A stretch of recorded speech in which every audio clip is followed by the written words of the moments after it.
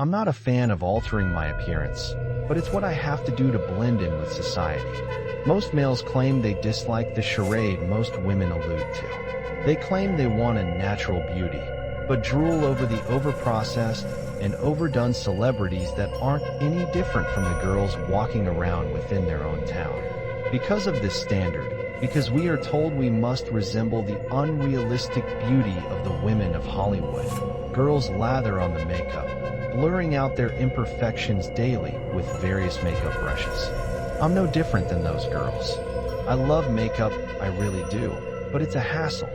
My boyfriend has to wait in the living room for hours as I get ready for a simple movie date, attempting to perfect some imaginary caliber of aesthetic. Like many women, I refuse to leave the bathroom until I am fully made up, smiling cheerfully within the mirror's false reflection of myself.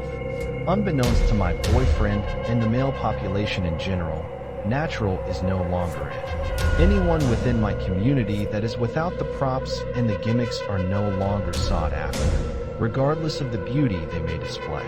If you do not display the sultry eyes, the plump, red lips, the radiant skin, or the long, luscious hair, you are a nobody to the world.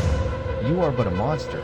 Even though us women have come to this shallow conclusion, we are often pressured by our mates to appreciate our raw beauty. Though we, including myself, have undergone severe torment countless times in the past by boyfriends who have witnessed our natural selves. I want to be able to love my appearance. I want to be self-confident and shout to the world that I am beautiful, but reality will not allow such blasphemous speech. Regardless of my fear, regardless of the unknown reaction my mate would have of me, I broke down enough to allow my boyfriend to stay the night. As I showered, I heard the bathroom door crack open. To anyone else, that was an invite to more adventurous routes of intimacy. But, to me, it was fear-inducing.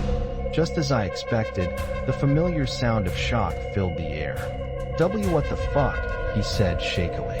I turned the water off, slowly pulling the shower curtain open with hesitant hands. Once exposed, my boyfriend's gaze met mine, and though his eyes traveled up and down my nude body, the one he was so in love with previously, the look he displayed when he met my face was heartbreaking. "Can we talk about this?"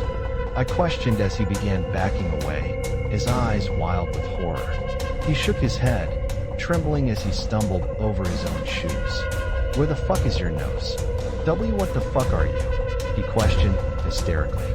I let out a deep sigh, extending my arms out towards him.